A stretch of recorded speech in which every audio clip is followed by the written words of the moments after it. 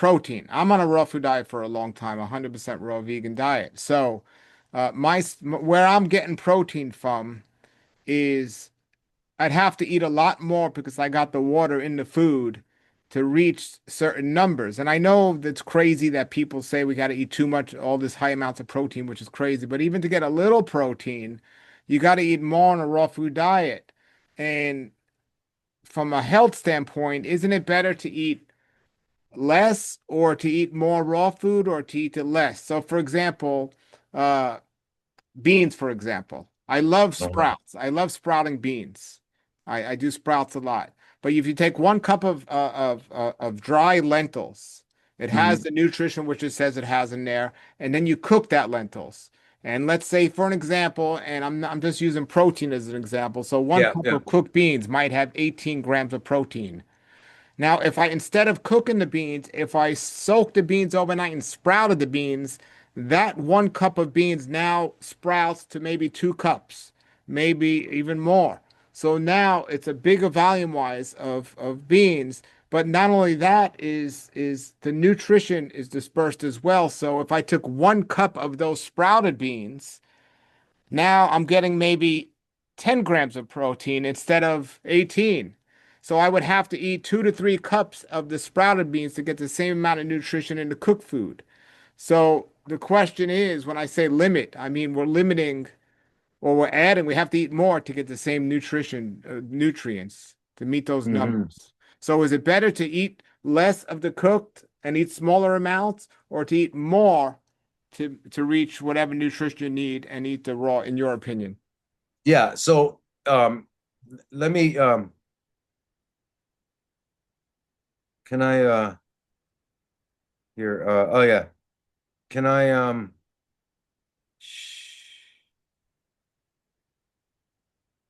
yeah, can I share my screen? Yeah, absolutely. Do you know how to do it? Yeah, I do. All right, let me just make sure it's on. Oh, okay, so send request. Okay, here you go. All right, go ahead. Okay, great. Now, this is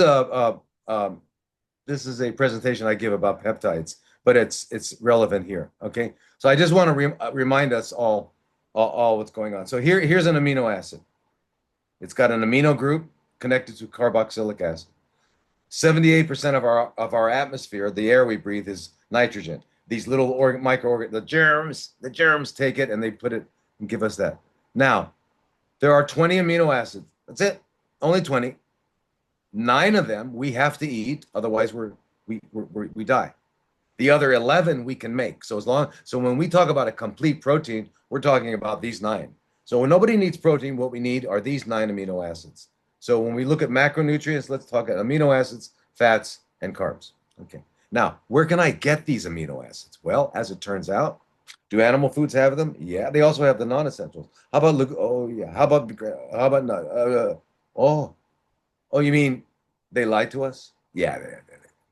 Oh my God, they lied to us. Now, complete protein. Mm, mm. And I'm going to show you something in a minute. Here's another really rich in amino acids. Okay. This is the stuff we need. This is the stuff we need. All right. What's his name? Um, David, was it David? Daniel. Daniel. What did Daniel? Okay.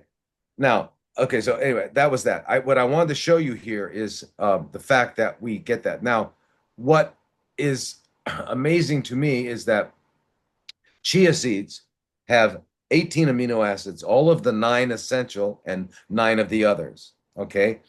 Chia seeds also have omega 3s and 6s, what we need. Chia seeds also have soluble fiber. Okay, so they're mucilaginous. So they're talk about a superfood. Wow. And do you realize when I eat chia seeds, I get a complete protein? And it turns out there's one other thing I want to show you here that's very interesting, and that's the human diet. There we go. Is this going to allow me to? Yeah.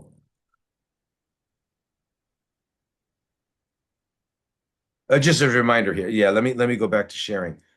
Just as a reminder, what we all need. Um, How much protein do we need? Protein, gotta have protein. Okay, so when we're drinking from our mother's breast and we're growing faster than we do, we're growing faster than adolescents. Adolescents don't go from 4 feet to 8 feet. Babies double. Okay, so here's the amount of protein per in terms of percentage of calories in milk, and it correlates with our doubling time, right? So we have 5% protein, we double in 180. Mares 11%. All right.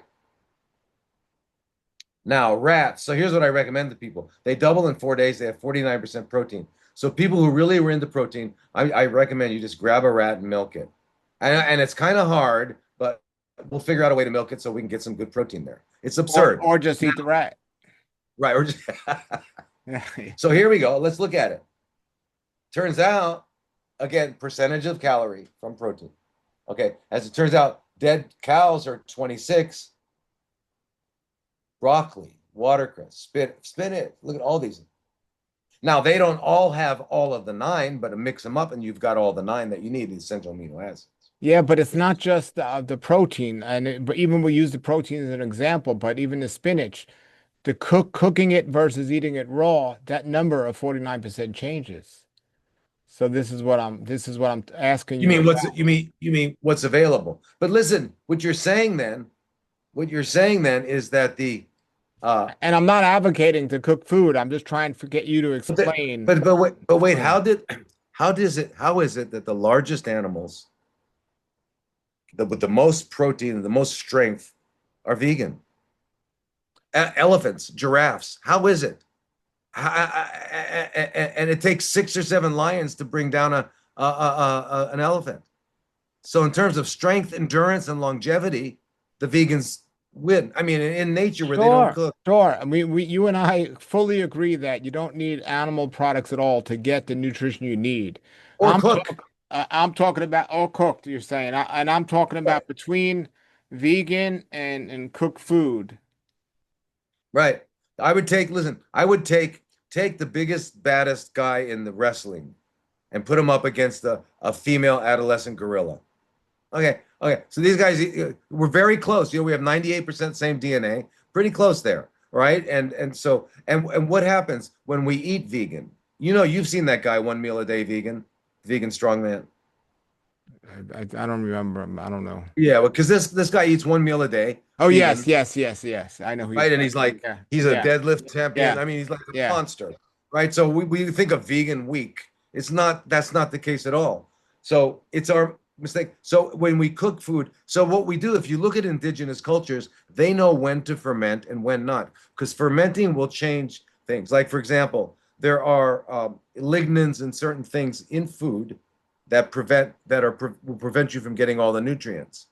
And by fermenting them and doing, like fermenting soy. Soy is not poisonous if you don't ferment it. It's just you're going to get gastrointestinal upset if you don't do it. So all indigenous cultures that use soy, they use fermented, like natto and tempeh and miso. It's all. But in other words, we haven't learned how to live that way.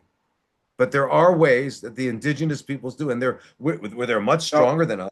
So what I'm hearing you say, and a mutual friend of ours agrees with this, is if I'm giving you the example to say, or there's a doctor out there, I'll even say his name, Dr. Joel Furman, who says we need to eat like cooked beans and cooked food to make sure we're getting the nutrition we need.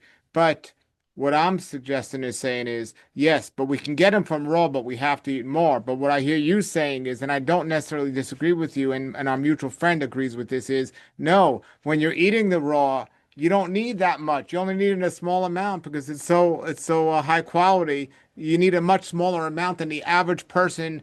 Anytime you're eating the cooked and then you're going to animal products, everything's going on a lesser quality. So you're going to need more of something, and not less, even though the numbers are backwards. Right, right. So it's what you're saying is so it's nutrient dense. So if I eat chia, if I listen, if I here's a really just I'll just say quickly, 6 tablespoons of soaked chia, in like a nut milk.